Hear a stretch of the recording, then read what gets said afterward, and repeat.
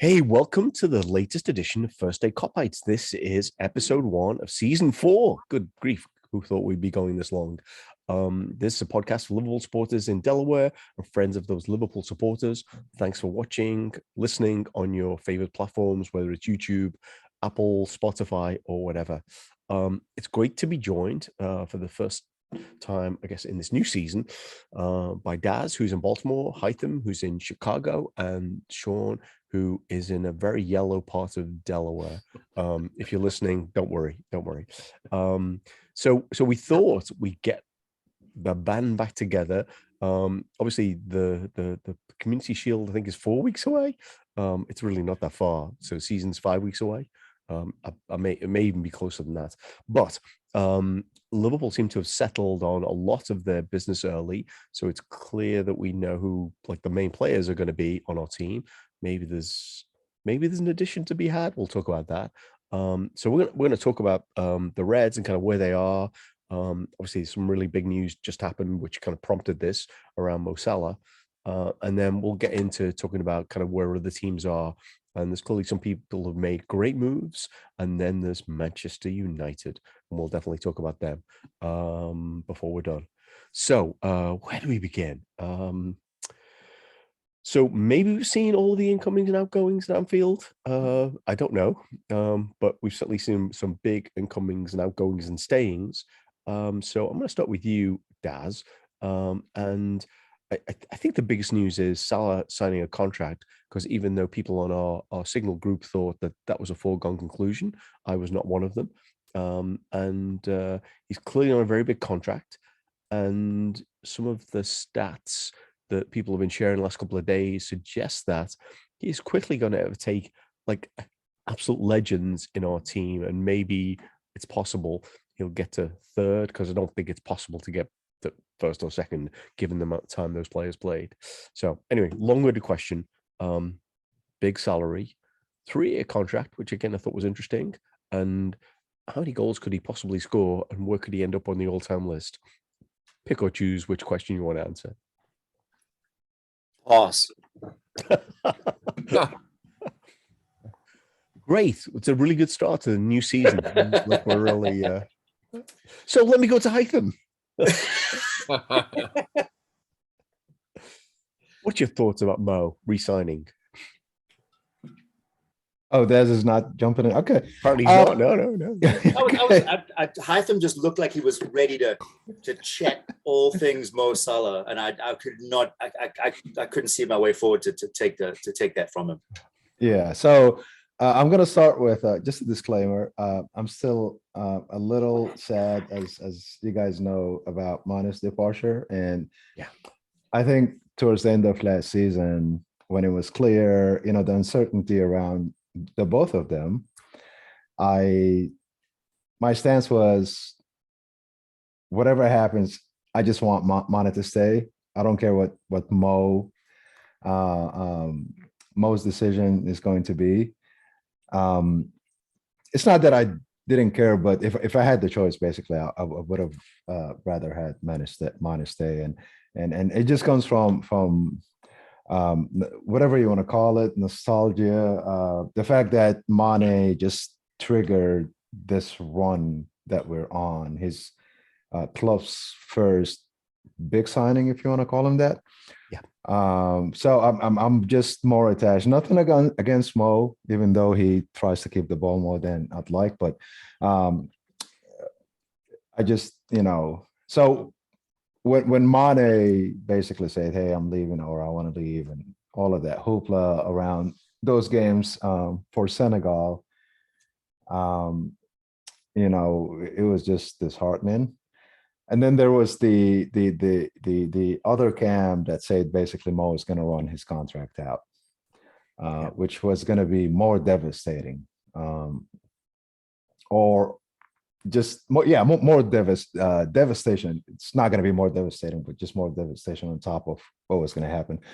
And yeah, I mean, and when it happened a couple of days ago, and he signed, it was great.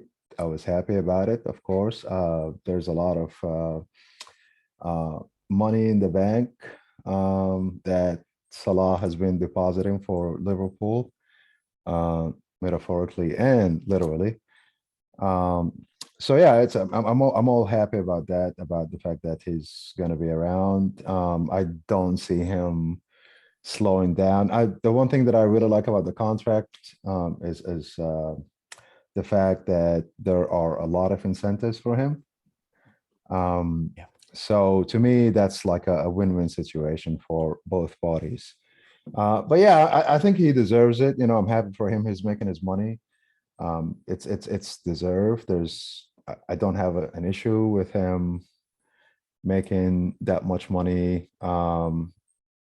Yes, I would like the others like Verge and Ali to make close to that amount, but at the same time, I understand the financials when it comes to, you know, managing a club and all of that stuff. So as long as it's not going to create any kind of division, which I don't anticipate within the locker room, that is, I'm happy with it.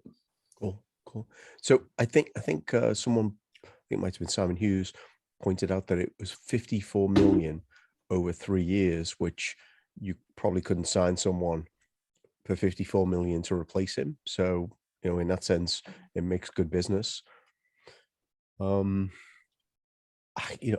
got to think he's going to come back next season with like the frustration that they all had at the end of the 2018 season, which spurred them on to kind of epic performances in the league and a Champions League. So, Sean, I'll turn to you because I'm going to get a pass from Daz, obviously, on the Salah question. Well, I will jump in just real quick. That one thing that Haitham raises is, I think, is an important distinction, that he's on incentive-based stuff too, because you do. I hate to say this, but you do see some guys that get the deal that they want, and it's almost like a physiological letdown for them, and they just don't seem to have the same hunger coming back in. But I think that Mo is very much driven by personal milestones, most goals, most assists, like records. He's a big records guy, and I think by sliding in the additional incentivization aspect of it, you kind of get to the heart of Mo too. So I think that it's good business to keep him hungry, because it's not that he's going to be starving on £350,000 a week, but I mean, in terms of striving for glory, it'll probably keep him hungry. Yeah, I think a lot of people I saw were making comparisons, like, well, you know, look, didn't turn out well for Arsenal when they gave Aubameyang that big contract, and I think to that point it totally misses Salah's mindset versus Aubameyang. Ozil was the other comparison. So. Yeah, he's also, like, to your point about him, the goals thing is going to be big for him. He's only a few behind Stevie, I think, and Michael Owen's probably within touching distance as well. Robbie Fowler, I think, is Robbie also. Fowler, yeah. And he's so, like, if he's going to cement himself as a legend, sadly, well, not sadly, but for an attacking player, goals is the key metric for that seems to either appearances or goals, and his goal scoring records is unbelievable for someone that ostensibly plays on the outside right. So I'd argue that and I think that Neil Atkinson said this as well. He's already in the conversation for being one of Liverpool's best players all time, and I think that he probably is. But I think this season will go a long way for that, because he fell off the end of loss. He fell off a cliff, and there's no other really way to say it.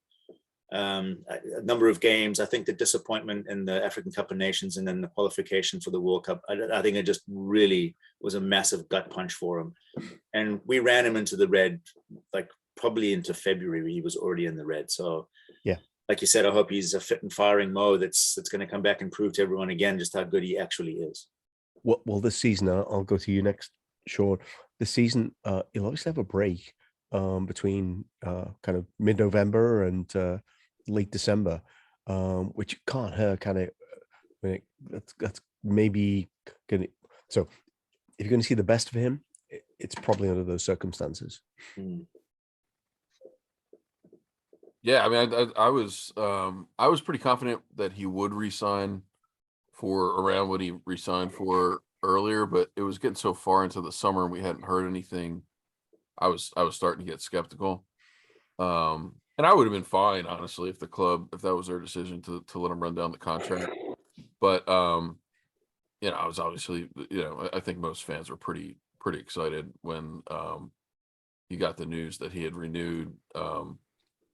Yeah, I mean the form. I mean, Daz is right. Like, he definitely fell off last season, but what he fell off from was basically being the best player in the world for the first half of the season. Yeah.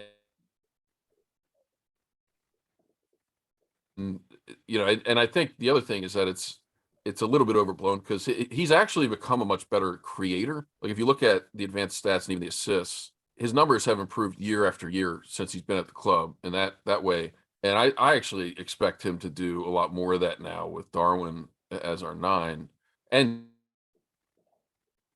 Diaz. I kind of expect him to be much more of a creator over there with Trent. He kind of has been that already. But yeah, I mean, I think it's great for the club to have him around for a few more years. It would have been difficult to have that much kind of turnover in our front three. But I think, my sense with Mane is that the club's known that this was going to happen for a long time. And I think Diaz was the Mane replacement basically.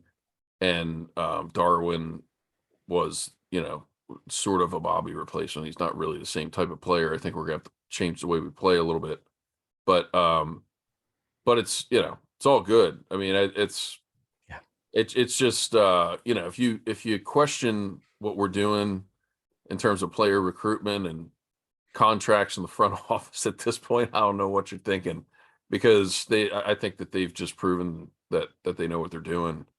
And that's why you said it makes it a little bit, it's a little bit less exciting because you just, when they make a signing, you're like, all right, well, this guy's just gonna go in and score 30 goals, and it doesn't always work out that way, but it works out that way a lot, where they come in and they hit the ground running and they look great. So I think the fact that they're willing to pay Salah that amount of money says a lot about what they think about what he can do the next 3 years. So I have a lot of confidence in the club and the club's decision making. So I'm excited about that. So clearly someone will accuse you of being an FSG apologist, but anyway, but I don't think we go for that on our platform. And here's the other thing. One more thing I want to say about the contract, because the comparisons are kind of nonsense. Like, people talk about, oh, look at how much X player got paid. Well, the thing is, this will be Salah's, I think, 3rd contract with us. So it's not like we just signed him from some other club. Jadon Sancho, 350 million. Yeah. Like, he's kind of earned it for us, and I think that's a little bit of a different precedent to set. Yeah, no, I think that's a great point to make, actually. And I think one of the other points you made on one of the chats, Sean, that Daz didn't disagree with, was the one where that we weren't paying like Nunez or Diaz anything like that amount of money yet. Right. So that leaves a space. So I will go to Daz unless he wants to pass on this question. I think we're moving on casually to, we got 3 new signings, and we obviously had Sadio Mane leave, Divock leave, which I think we knew was going to happen, and Minamino went to Monaco. But I feel quite excited. I'm not usually I love a transfer kind of person, and I really think a lot of the transfers are overrated. Witness Man United's acquisition of players last summer, when people thought they were going to do great because they bought a few new players. But I'm really excited by Darwin, Nunez, Carvahlo, and even Ramsay. I'm interested to see the Scottish right back. Had a lot of success with Scottish right backs over the years. So where are you in terms of like our transfer dealings and what you're most excited about? Well, if I'm to be an FSG apologist, by meaning you're apologizing for being fucking awesome, then I think I've loved the way they've done business. And it's Julian Ward, right? That's who took over. Yeah. He just stepped into those shoes and kept on trucking. Like the fact that we have like a succession plan behind the scenes is fantastic, because it just seemed like it was business as usual. I know that all around the internet, people couldn't wait to take swipes at Klopp. Like, I wouldn't spend this much money, mate. Have you ever heard of inflation? Like, it's like you can't. Yes, you probably shouldn't make absolute statements unless you're a Sith, but he did, and like that's what you're going to swipe at him for. Like, I wouldn't sign. He's not writing the checks, you dickheads. Like, this is the going rate. Yep. And it's not 100 million pounds. It was what, 85 million euros, which is about what, 70 million pounds. Yeah. So if you're going to bandy like stupidity around, then like at least get your facts straight. But I guess people don't need facts to get in the way of a great story. Yeah. Look, I watched Darwin Nunez play against us, and I watched him. To date, it's the only person that I've seen bully Konate. Like, it was a couple of times where Konate, like, he stumbled him. Because I would go back to thinking about when Fred came up and tried to step to Konate, and Konate like basically picked him up like a bag of cement and just moved him to the side. Yeah. Like, he's not a small man, and like I think he loves the argy-bargy. Like, he went after him. Like, he's like, look, I'm not going to get much joy from Virgil, so I'll try this kid. And he did. He went after him a couple of times. So I don't think that he's a shrinking violet, and his movement off the ball is pretty impressive too for a big lad. So yeah, I'm with Sean. I'm not sure what he strikes me more of as a traditional number 9. I'm not sure if like look, there's not many people that are going to pick up what Bobby's done or who he is. Like, I think Sadio did a fairly decent job in a very short period of time mimicking it, but I wouldn't mind seeing us using him more like a straight number 9 if you're playing the 3 behind him and then the 2 behind that. That obviously brings into question like who you're gonna put around him, but I think that we have a deep enough squad that it doesn't matter who you put in there, that they'll be able to do an amazing job. Look, I was sad to see. I know this is going to sound silly, but I was sad to see Tucky go. Yeah, I don't think we ever got to see the best of him. And having said that, he was the lead scorer in both cup competitions that we ended up winning. Yeah, and he didn't play in the finals or the semifinals, did he? No, he didn't play in the final, either of the finals. He may have been a sub in the League Cup. I think he was a sub he came on as a sub in one of the semifinals. But I think, to your point, he was not a major contributor at the end of those tournaments. And that was by choice. I think that he probably still would have been able to do something. Sometimes, like, you guys have they're cup competition guys, and that's where they shine. And I don't think it's necessarily just in the opening rounds against like Blitheram and Wythe U21B. I just don't think we ever got to see the best of him. I think that he was one of those players that was mostly impacted by the fact that we played that season behind closed doors, came to a strange city, no fans, doesn't speak the language. It must have been incredibly tough for him, and he just did a job. I think Monaco will be better for having him around. Yeah. I was really sad to see Sadio go. I think that there's probably I know this is recency bias too, but he was probably the best player we had on the team in the second half of the year. He facilitated a lot of our successes. Divock, again, for the same reason, it's kind of bittersweet. He's gone, but his legend will live forever. Some of the goals that he scored for us will live long in the memory. But I think that overall, once again, we did it early and we did it well. With not a bunch of fanfare. An amount was agreed to that was amenable to both parties, and we've been doing this like year in and year out for since Klopp's reign, and the success rate is astonishing. And I don't think that fans of other team can try and pick that apart at all. Like, how many busts have we had in the transfer market? Can you think of one? Well, I think people would like to believe we've had some, but I don't know that we have, because generally I Keita being brought up, for example, in this conversation, or Oxlade-Chamberlain. I think people miss the fact that certain moments they actually contributed quite a lot. Before his injury, Oxlade-Chamberlain was one of the first names on the team sheet. Yeah, I think people seem to forget that. Yeah, Yeah. And Keita is obviously highly rated by Klopp, but his injury record just nobbled him. Yeah. But yeah, so to answer your question in an even longer format, I think that we've done tremendously well in this window. I wouldn't mind seeing a guy whose name rhymes with nude come in before the end of the transfer window, but I don't think that that's going to happen. I think that'll probably be next year. So let's go there later. But I just want to wrap this up with Haitham and Sean. Haitham, in terms of current outgoings, incomings, clearly you already talked about Sadio Mane leaving. It's definitely hard to lose. I mean, we had experience of people like leaving us and making us poorer. I hope that's not the case with Sadio Mane. But what do you make of the comings and goings of the summer? And again, I'm really excited about Fabio Carvahlo. But anyway, anyone can pick up on that. Yeah, I think overall, as I mentioned earlier, I'm sad about Sadio going. Yeah. Obviously, Taki, I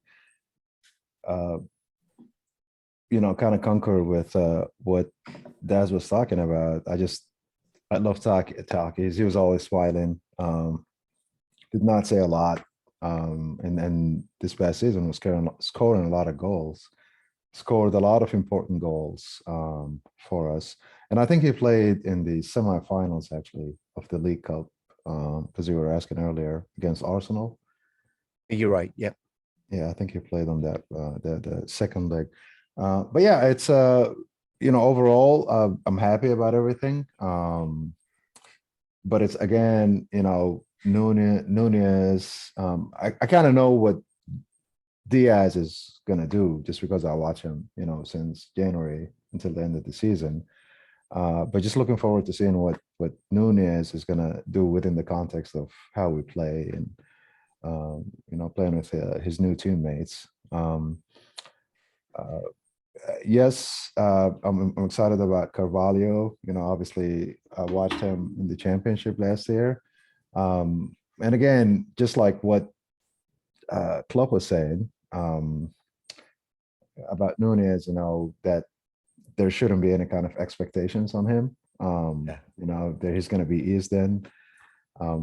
And then, going back to Robertson and Fabio, players that got eased into the team, I can see that happening too with Nunez, with Carvahlo. So I when it comes to those players, I'm not going to look for like Nunez to score a hat trick, on day one or first couple of games or whatever. But yeah, excited about it. Of course, I still think, yes, Mane Mane's departure has created a big hole, but at the same time, we still have Jota, we have Diaz is there. Obviously Salah is there. So Bobby, we just, we continue to forget about him. And if you go back to this past season, he would come in and out of nowhere, he would score a goal or he would do, something that will win us a game. So I cannot forget about Bobby. Yeah, he's not at the same level. I get it. But at the same time, he's capable of creating some of the magic that he used to create, constantly or consistently a few years ago. So yes, to answer your question, Paul, all is good in my book. Looking forward to the new season. So we'll do a final thing on this, and I know we can all join in on this, but Harvey Elliott has a real number now, number 19, which was Mane's old number, interestingly. And there's millions of top reds out there saying, we need another midfielder. And Jude Bellingham is going to arrive. Well, I don't know, but we'll actually, Justin shared with us, right, that he thought we were going to sign Bellingham, which I thought was interesting because 100 million signings don't feel like us yet. So Sean, I don't know where you are on Jude Bellingham, because I think he's joining us because he liked was it Harvey Elliott or Fabio Carvahlo's Instagram post of playing at Liverpool? So clearly he's. Where are you at with all this? I don't know. It sounds like we're really going hard after him, and he is favorable Based on social media, right? Well, I mean, Justin said it. I've seen other people say it. Justin's trekking planes as we speak. He was on to the Salah thing somehow. You're right. He's besties with James Milner. Which is why we're never going to see him on our. Anyway. I guess my best guess with Bellingham is if we were to get him, it might be on like a Naby type deal where we'd pay to get him next year. I just think it's going to be difficult for Dortmund to sell both him and Haaland the same season.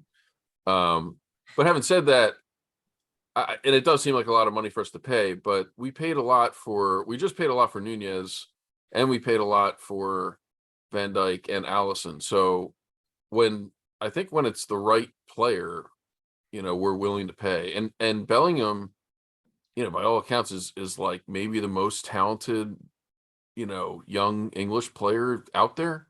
And there's a lot of talented ones out there. He's 19. So if we signed him, theoretically he could be with us for a decade, so he's really a core part of your team. So we might be willing to pay for him for that kind of player. I don't know. I mean, I'm not really worried about it one way or the other. I think we're fine the way we are right now. And I guess I think if we did sign him or we did have some kind of deal agreed, he probably wouldn't come right away, but that'd be my best guess. So I think one of the issues is because if you bought him on a 5-year deal, then you could amortize the payments, right? Yeah. 20 million a year, which, you keep qualifying for Champions League, you're getting that just for showing up. I think the issue is his wages. If you want Jadon Sancho wages. Oh, right. No, yeah. I mean, into that, right? Yeah, we're not. I mean, that I do think that's the Salah contract helps us in that way, because eventually, like Trent's going to be up for a new contract, and there are some players that are just going to demand those, those kind of crazy wages. And I think that, kind of the model that we've set up, so what I was saying before, like if you come here, we're not going to pay you crazy money to begin with, but if you prove that your value, we'll pay you the money that you're worth. On Carvahlo, I'm excited about him. I don't really have the thing that is weird about him is I don't really have any expectations that he's necessarily going to jump right into the first team, although I think he could. He's a young player, though. I mean, I think what's good about him is that he adds a little bit something different to our 3. He's really quick goal scorer, but he also kind of has that creativity to his game.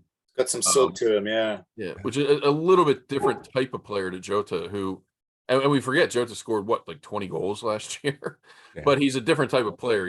Jota's more of just like, he's really good at putting the ball in the back of the net. Whereas I think Carvahlo, has a little bit more to his game, and he's really young. So we'll continue to develop, but I mean, I'm getting excited for the new season. I guess I'm still not like quite there. I've kind of been happy about, taking a break for a little bit, but I am really excited to see Carvahlo, like kind of this new front 3, kind of see what it looks like. Yeah.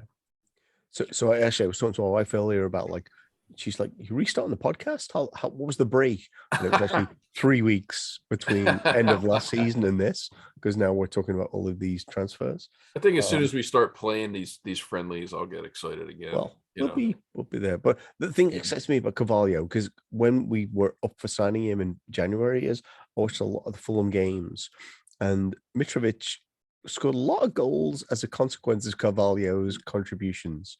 Mitrovic is going to be that prolific in the Premier League. We have a midfield of Curtis Jones, Carvahlo, and Harvey Elliott. I have a pair of Speedos that are older than their combined ages. Well, see, that's the thing. I don't think Carvahlo is going to play in the midfield much for us. Maybe he'll play a game there, but I actually think he's going to.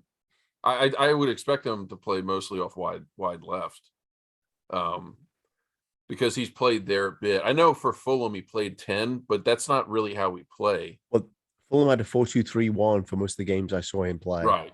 And we might end up going to that. I three. wouldn't expect us to go to that right away, but I was just gonna add, because you just mentioned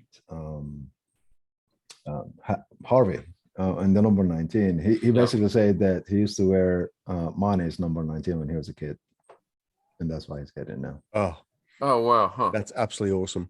Yeah. I watched the interview they had with him. I hope he has the best season ever next season. What did Carvahlo pull? 28? Is that what I remember? He's 28, yeah. Nunez is 27. Just in terms of numbers, I'm a little concerned that I've got 666 behind me because I feel like I might be tempted to bait here. But I was in Liverpool like a couple of weeks ago, and that's where I got the Trent 66 shirt. I brought it home like, oh my God, that's awful, said my son.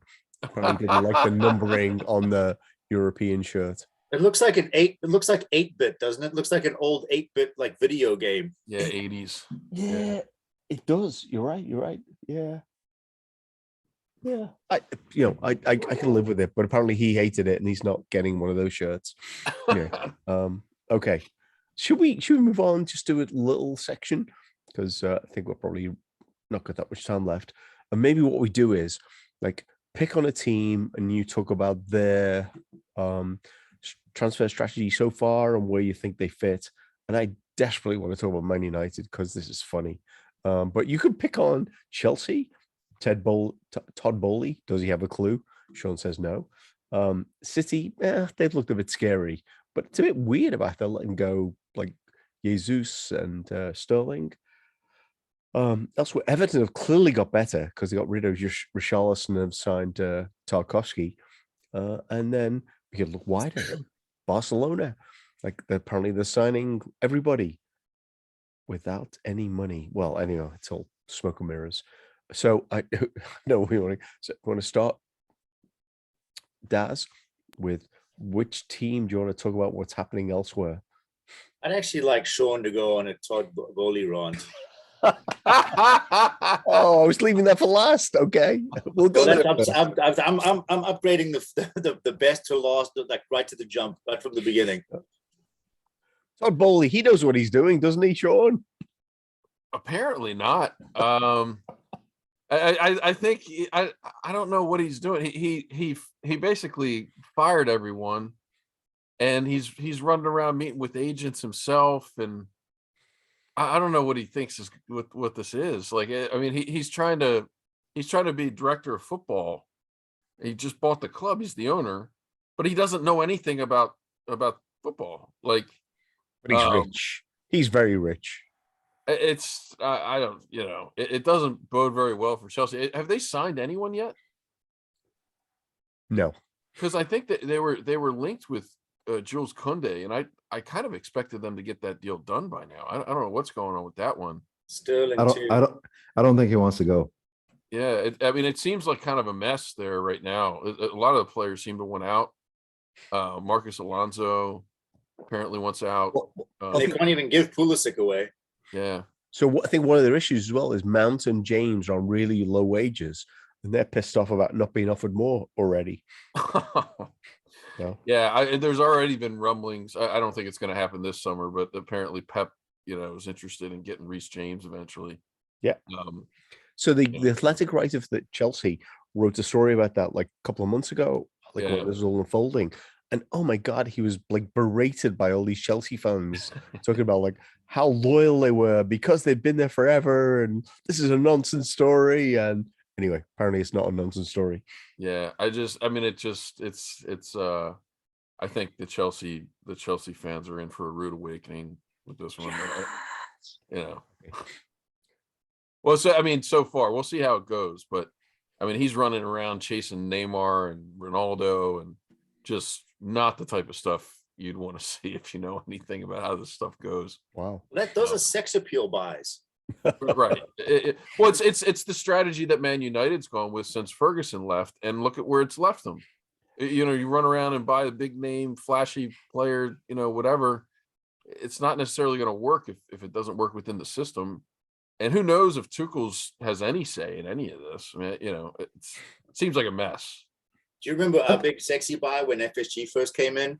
Mr. Andy Carroll. Oh, yeah. Great sex appeal. Oof. Carroll and Suarez, they were going to be the new front two. One of them worked out okay. Well, one of them was very good. Hopefully our next Uruguayan's that good. Actually. Yep. Well, no, right. Yeah. As long as he doesn't bite other players. Well, right. Yeah. No, that's why I said one of them worked. I mean, yeah, he worked out very well in terms of like. Whoa. Don't output kink on shame. the field. You guys kink shaming? You want to bite? Let him bite. But yeah. And I would just like real quick. I plugged the other thing I plugged in there, Paul, was I actually think Newcastle's done. I'm impressed that they've done the type of business that they've done. I think they drastically improved at goalkeeper and center back already. They got Sven Botman and Nick Pope, who I think is the best goalkeeper England has. So they're not going out spending crazy money on crazy players that aren't fit. I'm not really happy to see it because I don't really want to see them do well. Yeah. But I have to say, like, you know, I think that they've, you know, done as well as anybody so far to actually improve their team. We can't talk about Newcastle in my mind without reminding everybody of the shady owners and their third kit. Have you saw that? No. Totally is a reference of you. Oh, it's like totally looks like the Saudi Arabia national team kit. Yeah. I think you could go beyond shady, but we won't go there. But one thing I did see, the Guardian had this. So it was a letter in the Guardian this week because they've signed Botman, suggesting they should sign some other Dutch player who thinks first name is Rabin. So they would have Botman and Rabin in the central defense, which I thought was hilarious. I don't think it's happening, but anyway. Where am I going here? Haitham, I think we've got to go to Spurs because your favorite player has now made Everton better already by leaving, and I have no idea how he ended up at Spurs, and they think that's a good deal. 50 million allegedly. What pesos? They've signed some good players, but Richarlison, what are your thoughts, Haitham? Yeah, I think they made some good deals. With not him, that one, right? Yeah, with him, I hope they have enough, pitch cleaners. All the bird droppings is gonna surge around the pitch. But I'm not. Yep, exactly. They need the money. I'm not sure where they're going to play him. So is he going to come off the bench? Because I think for what they do, is it Kulusevski? Kulusevski, yeah.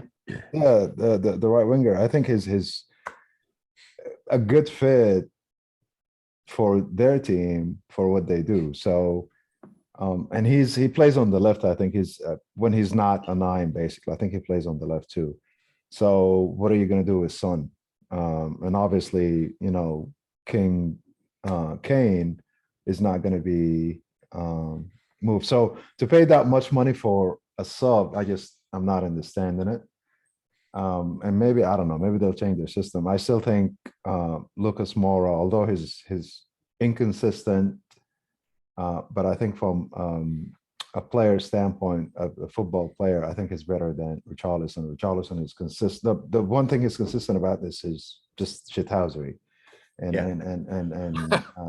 diving and all of that bullshit. Of that. They already have plenty. Look, maybe they brought him in so they could complete the set for their Olympic diving team. Well, yeah. I've really enjoyed those memes on Twitter and elsewhere. They showed diving competition, and it's like Spurs' new training facility. Because apparently they were interested in getting Anthony Gordon too. Yeah, but I think just the other signings, Bissouma. I think I wish Bissouma played for us for LFC, but they got him. I think he's going to be tremendous. I think his way better than who they have nowadays for a six, whether it's Bentancur or Højbjerg. Højbjerg, yeah. I don't know who else they signed, by the way. Perisic. Oh, Perisic, yeah, Yeah, great yeah. player too. And Spence, I think he was a right back, played for Forest last year. Okay. He was good. He is a good little player. Yeah, So- Jed Spencer. Yeah, they've done. Yeah, other than Richarlison, they've done some good business. I think there's a risk factor with Basuma, which we don't even need to talk about. But I do think, I don't know what the sports metrics group are doing, but I do think Richarlison seems like such a stretch.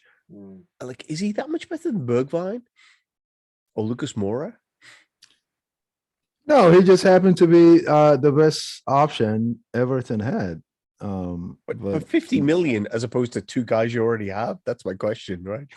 No, yeah, absolutely. I don't get it, but maybe I'm sure they know something that we don't. But I think, you know, I don't know that's true, by the way, but just to cap it off, I think what he's trying to do because of the Champions League, and by him, I mean Conte, he's trying to, I guess, create a strong bench. That could be another reason too. Champions League and all the games. So I mean, I can see that, but that just, I don't know, it's kind of expensive. How much did we pay for Diaz, by the way? Was it 50, 45? 45, yeah. Slightly less than Richarlison. Yeah, if Richarlison's last name was Richards and he's from, I don't know, Coventry or something, I would have understood it, but it's not. So yeah. So Daz, clearly Everton have improved already because they got rid of Richarlison and signed James Tarkowski. So that's a way to go. But we got to spend a little bit of time on Man United before we're done. So go which direction you want. But I do want to pick on Man United.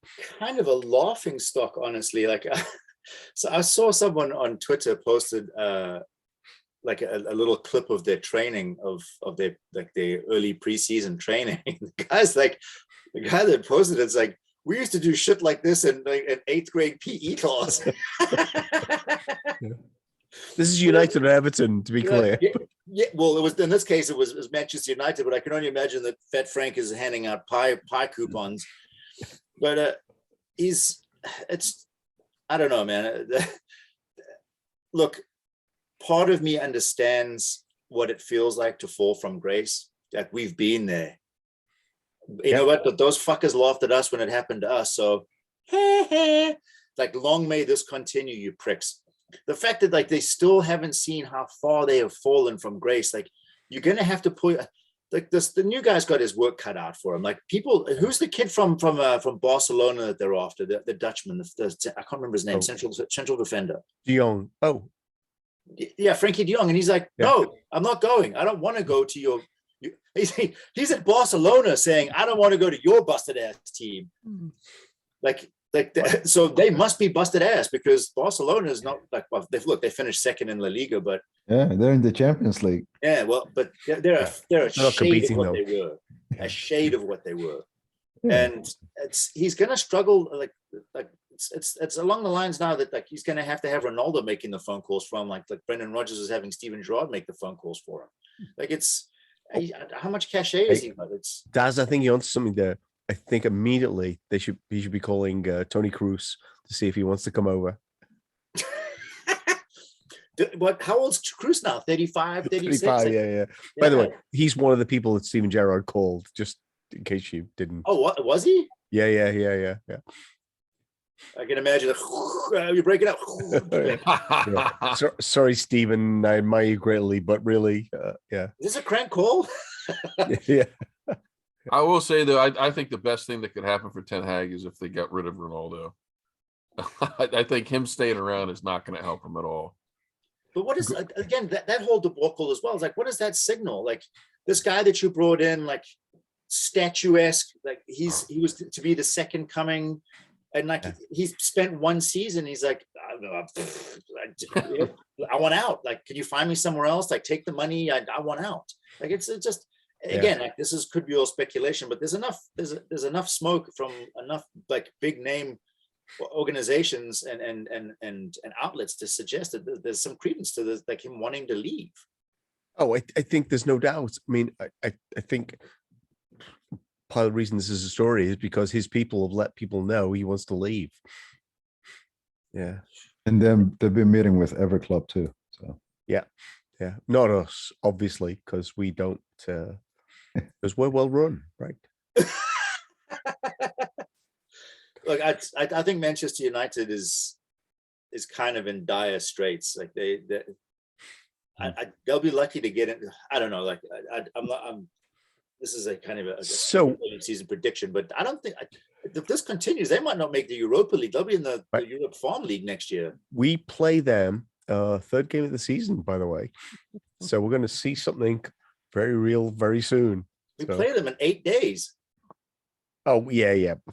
We played in the third game of the season in a game that matters, is my point. Yeah. It's against Manchester United. They all matter. It could be a kick around between dads and lads. It still matters. You know, after last season, I think we're going to kill them again, because unless a miracle is performed. Should we leave it here? Any so final thoughts? Let's do it once around. Sean, final thoughts. We're not that far away from obviously the Asian tour starts in about a week. Looks like we've got a fairly settled team. Some people still to be integrated. Where are you in terms of your thinking about the new season? I'm just excited to see, things kick off. Kind of like I said, kind of new reformed front three here. Kind of see what if we're doing anything different tactically. I mean, and to Daz's point, like it is just great that Man U is such a mess. I'm going to enjoy another season of that. It'll be interesting. I think the big question mark to me going into this season is actually Arsenal. If they can challenge for top four or not, I think probably not. But I think if they make some of the additions they're talking about, they could improve a little bit. And I do think Jesus was a decent signing for him. Not great, but well, probably an upgrade from Lacazette, right? Right. Yeah, I mean, he's good at scoring goals when he gets chances. So yeah, I think that's what they needed. It's not there. It's not there yet, by the way. Oh, he's not. I thought that deal was done. Oh wow, no, there you go. Haitham on. It's very confusing actually, because they keep people have done medicals and teams have agreed. Yeah, it is very confusing. Yeah. So Phillips, is he definitely a Man City? Is that done? No. Okay, all right. So Haitham, I don't think he signed yet. Where are you on the kind of? We're not that far away from the season starting. Lots of good things from our perspective, but so much craziness with other teams. Yeah, there's one team that you guys didn't talk much about, and on cloud 9 with what's going on with them. The team is in that country to the south, Spain. It's called and Catalonia actually is they wanted to get their independence. So it's been a comedy, shit show, maybe even yeah, to watch them not being able to sign players that they should have signed maybe in January. Kessie, who else? There's another player, Christensen. Those are players that they said will go to Barcelona like months and months ago, but they still can't sign them. And here's the funniest thing, apart from the Lewandowski's that they can't sign and all of that stuff, they are mortgaging off their future. So their way of generating cash for it is by selling off some of their TV rights to this company. And basically the company will get, I think 10% of the rights. And it can go up to like 15 for the next 10 years or whatever. This is how shit it's been for them. And I'm the happiest man on the planet. Oh, they are the kick the can down the road. They're the poster child for that. Yeah. So I'm happy. And they're still not signing players, right? It's no. Even though they're getting this income, it's like, no. yeah. Yes. and they still have a 1.5 million debt, 1.5 billion debt, don't they? I'm not sure what the number is. That'd be It's huge. gigantic. Yeah. No, They can't So- even sign Dembele. I think they still want to sign him, but Yeah. they can't. So anyway, I think stories that are going to be ongoing for the season are how much better it's going to get on the Man United front, and Barcelona pretending they have lots of money and they keep mortgaging their future actually to sign players. Daz, what's your final thoughts on as we look forward to this season? Has anyone clocked the first 6 games of our season yet? Tell us. Okay, so we start with Fulham. Then we go to Palace. Ooh, that could be Then hard. it's United. At Then home it's or away? Bournemouth, Then it's Newcastle. Then it's Everton.